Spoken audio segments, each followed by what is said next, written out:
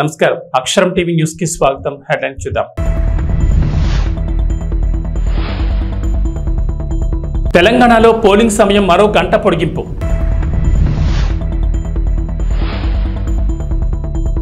ఏపీలో మద్దతుగా ఎన్ఆర్ఐలు ప్రచారం.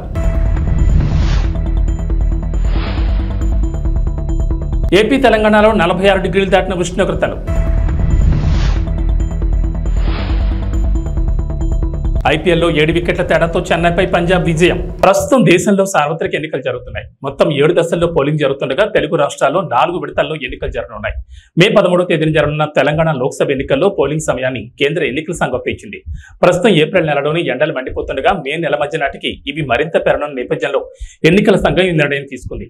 ఇప్పటికే తెలంగాణలో చాలా ప్రాంతాల్లో పగటి ఉష్ణోగ్రతలు 45 డిగ్రీలు 46 డిగ్రీలు దాటిపోయాయి.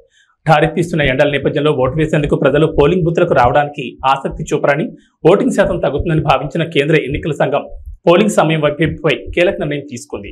అమెరికాలో ఉంటున్న పలువురు ఎన్ఆర్ఐలు ఈసారి జరుగుతున్న అసెంబ్లీ ఎన్నికల్లో ప్రత్యక్షంగానో పరోక్షంగానో తమ ఉనికిని చాటుకునేందుకు ప్రయత్నిస్తున్నారు. ఏపీ రాజకీయాలకు సంబంధించి పలువురు ఎన్ఆర్ఐలు ఇప్పటి వరకు తెరవెనుక పాత్ర పోషించేవారు. తమకు నచ్చిన రాజకీయ పార్టీలకు ఆర్థికంగా సహాయం చేస్తుండడం, విదేశాల్లో విరాళాలు సేకరించడం, సాంకేతిక సహాయం లాంటివి అందిస్తూ వస్తున్నారు. ఈసారి మాత్రం డైరెక్ట్ గా తాము మద్దతిస్తున్న పార్టీల తరపున అసెంబ్లీ బరిలో, లోక్సభ బరిలో నిలిచేందుకు ప్రయత్నిస్తున్నారు. మరోవైపు వైసీపీ, టీడీపీలు కూడా గెలుపుకు ప్రాధాన్యం ఇస్తూ ప్రజల్లోకి దూసుకువెళ్తున్న ఎన్ఆర్ఐలను తమ గెలుపు కోసం ఉపయోగించుకుంటున్నాయి. తెలుగుదేశం పార్టీ ఒక అడుగు ముందుకు వేసి ఇప్పటికే విడుదల చేసిన తొలి జాబితాలో 2 ఎన్ఆర్ఐలకు టికెట్లు ఇస్తున్నట్లు ప్రకటించింది. కాగా వైసీపీ తరపున 4 టికెట్లు ఆశిస్తున్నట్లు వార్త. అలాగే జనసేన నుంచి కూడా ప్రయత్నాలు సాగుతున్నాయి. వార్తలు ఉన్నప్పటికీ ఈ విషయమై స్పష్టత రాలేదు. తెలుగు రాష్ట్రాల్లో భానుడి భగభగలు కొనసాగుతున్నాయి. గతంలో ఎన్నడూ లేని విధంగా రికార్డు ఉష్ణోగ్రతలు నమోదవుతున్నాయి. పలు జిల్లాలు నిప్పుల కొలిమిని తలపిస్తున్నాయి. ఎన్నడూ లేనంతగా రికార్డు స్థాయిలో గరిష్ట ఉష్ణోగ్రతలు నమోదవుతున్నాయి. ఇప్పటికే 46 డిగ్రీలు దాటిన ఉష్ణోగ్రతలు మరో 4 రోజుల్లో 49కి చేరొచ్చని వాతావరణ శాఖ అధికారులు అంచనా వేస్తున్నారు. ఈ నెలాఖరు వరకు వడగాల్పుల తీవ్రత కొనసాగుతుందని హెచ్చరిస్తున్నారు. రికార్డు స్థాయిలో ఏపీలో ఎండలు రికార్డు స్థాయిలో నమోదవుతున్నాయి. రోజు రోజుకి ఉష్ణోగ్రతలు పెరిగిపోతుండటంతో ప్రజలు బెంబేలెత్తిపోతున్నారు. మధ్యాహ్నం బయటకు రావాలంటే జంకిపోతున్నారు. బుధవారం పల్నాడు జిల్లా కొప్పనూరులో అత్యధికంగా 46.2 డిగ్రీల సెల్సియస్ ఉష్ణోగ్రత నమోదైంది. తిరుపతి జిల్లాలోని మంగనెల్లూరులో 46, ఎన్టీఆర్ జిల్లా చిల్లకరలో 45.8 డిగ్రీలు, నంద్యాల జిల్లా బనగానపల్లి, నెల్లూరు జిల్లా మరిపాడులో 45.7 డిగ్రీల ఉష్ణోగ్రతలు ప్రజలకు ఆందోళన గురి చేస్తున్నాయి. దక్షిణ చైనాలోని గ్వాంగ్డాంగ్ రాష్ట్రంలో బుధవారం ఓ హైవే రోడ్లో కొంత భాగం కుప్పకూలిపోవడంతో 19 మంది మృతి చెందారు. స్థానిక మీడియా తెలిపిన వివరాల ప్రకారం గ్వాంగ్డాంగ్ ప్రావిన్స్ లోని మీజౌ, డాబు కౌంటీ నగరాల మధ్య ఉన్న రోడ్లో కొంత భాగం బుధవారం తెల్లవారుజామున 2 గంటల 10 నిమిషాల ప్రాంతంలో కూలిపోయింది.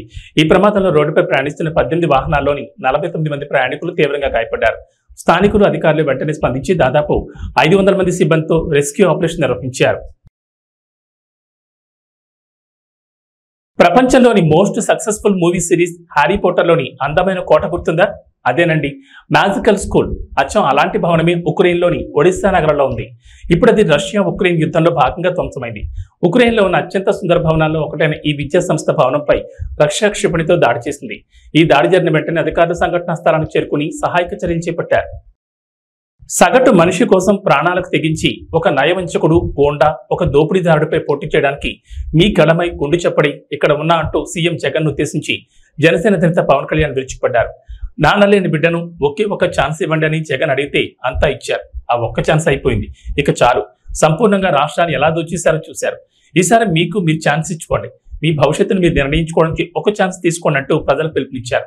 అనకాపల్లి జిల్లా అచ్యుతాపురం, పెందుర్తి, డాక్టర్ బిఆర్ అంబేద్కర్ కోనసీమ జిల్లా మండపేటలో బుధవారం నిర్వహించిన వారాహి విజయబేరి సభలో ఆయన ప్రసంగించారు. జోగేశ్వరరావు గారికి, లీలాకృష్ణ గారికి, కోనసీమ పార్లమెంట్ అభ్యర్థి జిఎం హరీష్ గారికి, మా జనసేన నాయకులందరికీ, బండారు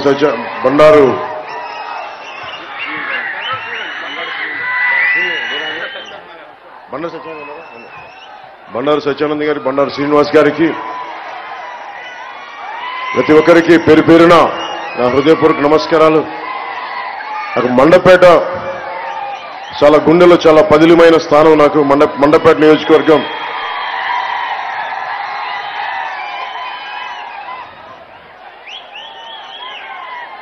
ఈరోజు మేడే సందర్భంగా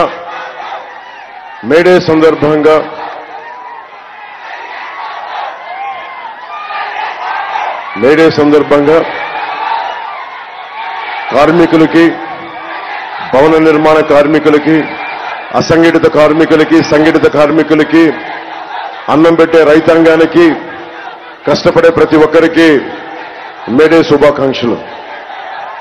నివర్ తుఫాన్ నుంచి మొన్న తుఫాన్ల దాకా దాదాపు లక్షల ఎకరాల్లో నష్టం వచ్చిన రైతాంగానికి, గిట్టుబాటు ధర లేని రైతాంగానికి, మద్దతు ధర లేని రైతాంగానికి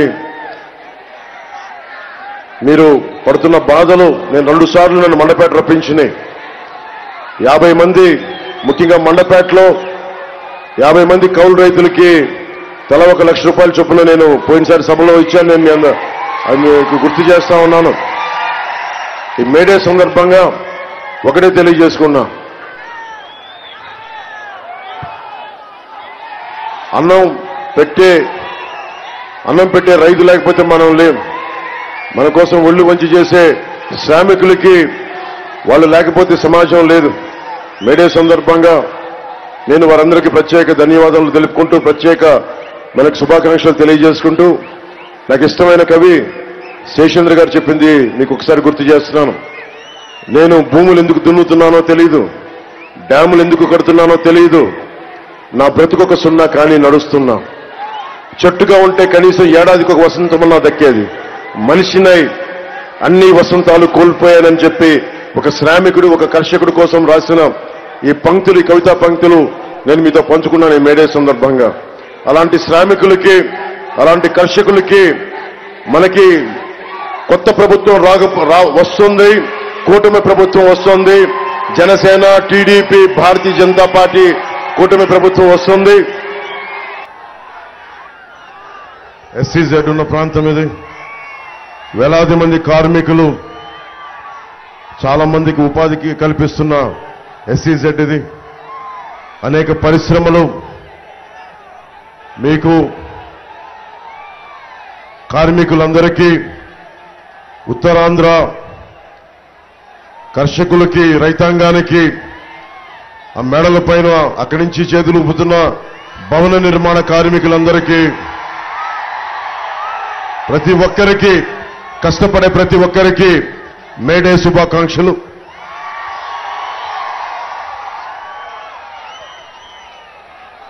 నువ్వేమో నా ప్రాణం అని చెప్తున్నావు, మీరు నా ప్రాణం అని చెప్తున్నావు.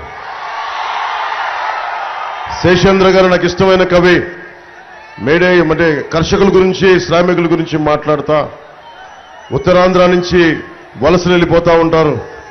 భవన నిర్మాణ కార్మికులు దేశమంతా కష్టపడుతూ ఉంటారు. ఉత్తరాంధ్ర భవన నిర్మాణ కార్మికులు, వారి గురించి, కర్షకుల గురించి, శ్రామికుల గురించి ఆయన అన్న మాటలు తెలియజేస్తాను. నేను భూములు ఎందుకు దున్నుతున్నానో తెలియదు, డ్యాములు ఎందుకు కడుతున్నానో తెలియదు, నా బతుకొక సున్నా కానీ నడుస్తున్నా. వేళ్లు కాళ్ళై నడిచే చెట్టు మనిషి. చెట్టుగా ఉంటే ఏడాదికి ఒక వసంతమన్నా దక్కేది. చెట్టుగా ఉంటే ఏడాదికి ఒక వసంతమన్నా దక్కేది. కానీ మనిషినై అన్ని వసంతాలు కోల్పోయానని, మనకి ఉపాధి అవకాశాలు లేని, కండలు కరిగించి శక్తిని ధారపోస్తున్న సమాజానికి శక్తిని ధారపోస్తున్న శ్రామికులు, కర్షకులు ఛిద్రమైపోతుంటే వారి గురించి రాసిన మాటలు. వారి అందరికీ నేను అచ్యుతాపురం జంక్షన్ నుంచి రాష్ట్రం మొత్తం కార్మికులకి, కర్షకులకి, కష్టపడే ప్రతి ఒక్కరికి మేడే శుభాకాంక్షలు తెలియజేసుకుంటున్నాను. గాజు పగిలే కొద్దీ ఏమవుతుంది?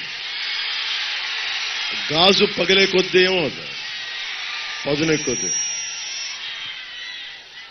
దశాబ్దంగా నలుగుతా ఉన్నాం, దశాబ్దంగా దెబ్బలు కొడతా ఉన్నారు. మన గ్లాసుని బద్దలు కొట్టే కొద్దీ ఇంకా పదును తేలుతా ఉన్నాం మనం. రోజున భయంతో, భయం గుప్పిట్లో ఉన్న ఆంధ్రప్రదేశ్కి, భయం గుప్పిట్లో ఉన్న 5 కోట్ల మంది ప్రజలకి, భయం గుప్పిట్లో ఉన్న అన్ని వర్గాలకి జన సైనికులు, మబ్బుల్లో పరిగెత్తే పిడుగుల్లాంటి జన సైనికులు, మగాళ్ళకి మేమేం తీసిపోం. మేము ఆది పరాశక్తులు అంటూ వచ్చిన మా ఆడపడుచులకి, వీర మహిళలకి, మా యువతులకి మీ అందరికీ మేడే శుభాకాంక్షలు. భవన నిర్మాణ కార్మికులకి, రైతులకి, కష్టంతో పనిచేసే ప్రతి ఒక్కరికి కూడా మేడే శుభాకాంక్షలు. ఈరోజు మేడే కాబట్టి గత 2 సభల్లో చెప్పాను, మీకు కూడా నాకు ఇష్టమైన కవి శేషేంద్ర గారి భావజాలాన్ని పంచుకుంటా ఉన్నాను. ఇది మేడే ఎరుపుకు చిహ్నం, మార్పుకు చిహ్నం, మార్పుకి చిహ్నం, ఇది మార్పుకి గుర్తుది. మీరు ఒకటే గుర్తుపెట్టుకోండి, ఇది 12 రోజులు 11 రోజులు ఉంది, ఇంకంతే, లెస్ దాన్ 2 వీక్స్, 2 వారాల కంటే తక్కువ ఉంది మనకి.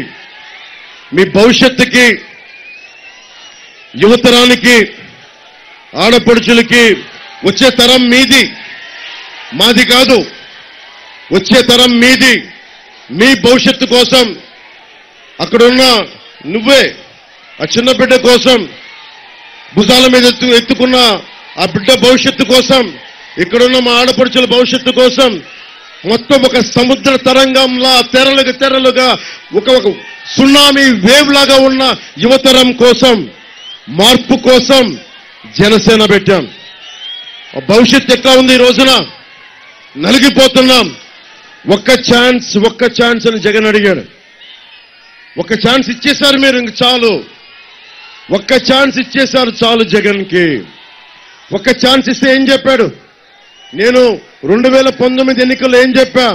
ఈ కొండ మాది, ఈ గుట్ట మాది, కనిపించే ప్రతి స్థలం మాది అని నేను మీ అందరి చెవుల్లో ఇల్లు కట్టుకొని మరి చెప్పా. ఆ రోజు నేను సరదాగా అనుకున్నారు, నా మాట నమ్మలా.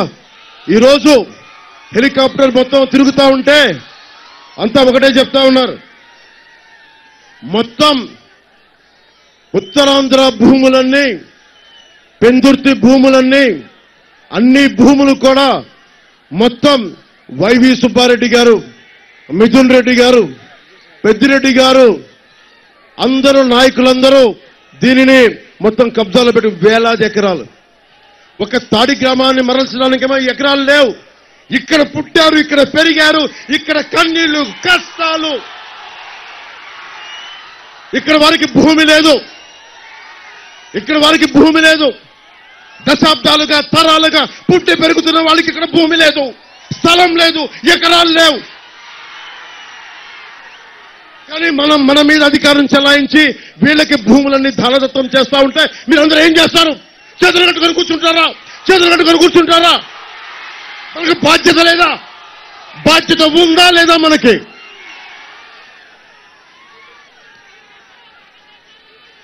వైసీపీ ప్రభుత్వం 3 కబ్జాలు 6 సెటిల్మెంట్లతో ఉంది. వైసీపీ ప్రభుత్వం 3 కబ్జాలు 6 సెటిల్మెంట్లు.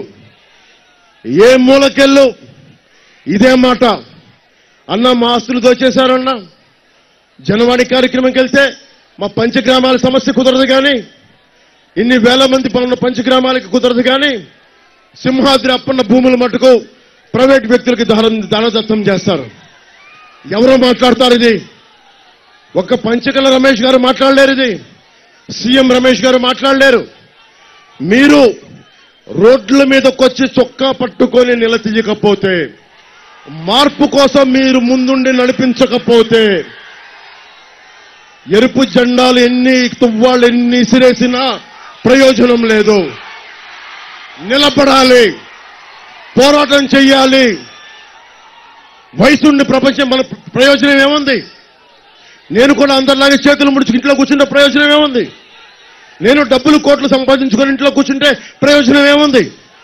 నిలబడాలి, ధైర్యంగా కూర్చోవాలి, అన్యాయం మీద తిరగబడాలి. మీకు ఉద్యోగాలు ఇవ్వలేదు జగన్, అతనికి ఓటేస్తారా మీరు? ఫీజు రీయింబర్స్మెంట్ చేయలేదు, మీరు ఓటేస్తారా మీరు? ఉపాధి అవకాశాలు ఇవ్వలేదు, ఓటేస్తారా మీరు? మరి ఏం చేద్దాం? మారుద్దాం, ఈ ప్రభుత్వాన్ని మారుద్దాం, జగన్ని గద్దెదించుదాం, మన కూటమి ప్రభుత్వాన్ని స్థాపిద్దాం. మీ భవిష్యత్తుని, బంగారు భవిష్యత్తుకి బాట వేద్దాం, నిర్మించుకుందాం. గుంటూరు మిరపఘాటు ఎలా ఉంటుందో సత్తా చూపారు. ర్యాలీ అదుర్సని రోడ్ షోలో భారీగా స్వాగతం పలికిన సభకు హాజరైన జనాన్ని చూసి టీడీపీ అధినేత చంద్రబాబు నాయుడు ఇలా స్పందించారు. బుధవారం గుంటూరు హిమనీ సెంటర్లో జరిగిన ప్రజాకాలం బహిరంగ సభలో ఆయన ప్రసంగించారు. గుంటూరు ప్రజల జోష్ చూస్తుంటే వైకాపాకు డిపాజిట్లు కూడా దక్కవని వ్యాఖ్యానించారు. నగరంలో పేదలకు పట్టాలిచ్చి ఇళ్లు కట్టిస్తామని హామీ ఇచ్చారు. ఈ రాష్ట్రం బాగుండాలంటే వైకాపా నుంచి విముక్తి కల్పించాలని పిలుపునిచ్చారు. ఈరోజు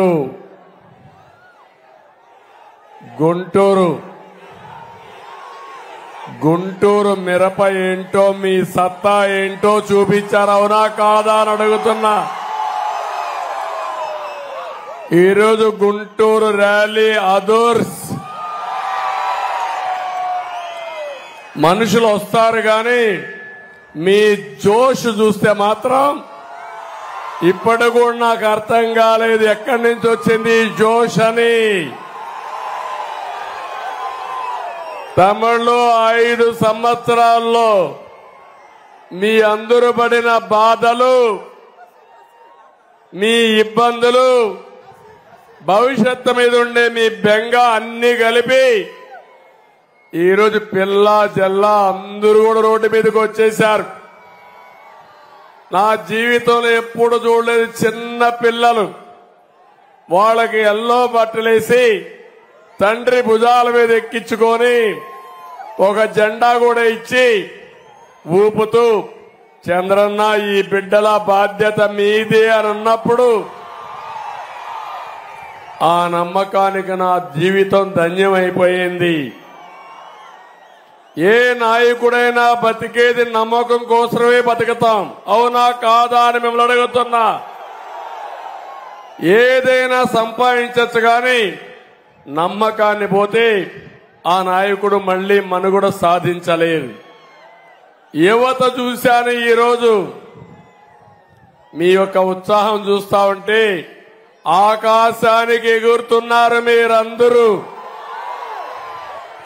ఇకపోతే మా ఆడబిడ్డలు చూశాను, మగవాళ్లేనా మేమేం తక్కువ అని ఆడబిడ్డలైతే రోడ్డు మీదకి వచ్చిన విధానం చూస్తే జెండా పెట్టుకుని మగవారితో సమానంగా పోటీ పడి నడిచారంటే నాకు అనిపిస్తుంది చూసిన తర్వాత ఈ సైకో పార్టీకి డిపాజిట్లు కూడా రావు.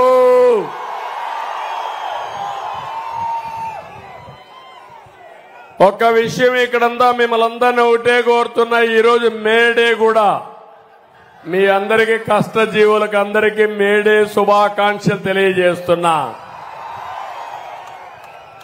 ఇంకో పక్క ఇక్కడికి నేను వచ్చింది గుంటూరు కాదు, అమరావతి రాజధానిలో భాగం గుంటూరు. తమిళలో హైదరాబాదు సికింద్రాబాద్ ఉంటే మూడో నగరం సైబరాబాద్ నిర్మాణం చేసి దాని చుట్టూ 165 కిలోమీటర్ల ఔటర్ రింగ్ రోడ్ వేసి గ్రామాలు మున్సిపాలిటీని అనుసంధానం చేసి ఒక మహానగరానికి శ్రీకారం చుట్టాం. ఈ సైకో రాకపోయుంటే, అమరావతి కొనసాగుంటే ఈ గుంటూరు ఎక్కడుండేది తమ్ముళ్ళు అని మిమ్మల్ని అడుగుతున్నా. నేనెప్పుడు కూడా నేను క్రియేట్ చేసిన రికార్డులు నేనే బద్దలు కొట్టాలనే నా సంకల్పం. హైదరాబాద్ లో 163 కిలోమీటర్లు అయితే అమరావతి ఔటర్ రింగ్ రోడ్డు 185 కిలోమీటర్లు. గుంటూరు అవతల వచ్చేది, అటు చిలకలూరుపేటకు వెళ్లేది, అటు విజయవాడ అవతల హనుమాన్ జంక్షన్ కు వచ్చేది. తమ్ముళ్ళు, నా కలలన్నీ దుర్మార్గుడు వచ్చి విధ్వంసం చేశాడు, అది నా బాధ. ఇండియన్ ప్రీమియర్ లీగ్ లో బుధవారం జరిగిన మ్యాచ్ లో పంజాబ్ స్పిన్నర్లు రాహుల్ చాహర్, హర్ప్రీత్ బ్రార్ లో చెన్నై సూపర్ కింగ్స్ బ్యాటింగ్ ను 7 వికెట్ల తేడాతో గెలుపొందారు. కెప్టెన్ రుతురాజ్ గైక్వాడ్ 10 గేమ్లలో తన 9వ టాస్ ఓడిపోయి పంజాబ్ ఫీల్డింగ్ ఎంచుకున్న తర్వాత చాహర్ మరియు బ్రార్ ఒక బౌండరీని వదిలేయలేదు. మరియు వారి 8 ఓవర్లలో కేవలం 33 పరులకు 4 వికెట్లు పడగొట్టి చెన్నైని 162 పరులకి 7 వికెట్కి పరిమితం చేశారు. ఓడిపోయినప్పటికీ చెన్నై సన్ రైజర్స్ హైదరాబాద్ మరియు ఢిల్లీ క్యాపిటల్స్ కంటే మెరుగైన నెట్ రన్ రేట్తో 10 పాయింట్లతో నెంబర్ 4 స్థానంలో నిలిచింది. పంజాబ్ 8 పాయింట్లతో 7వ స్థానంలో ఉంది.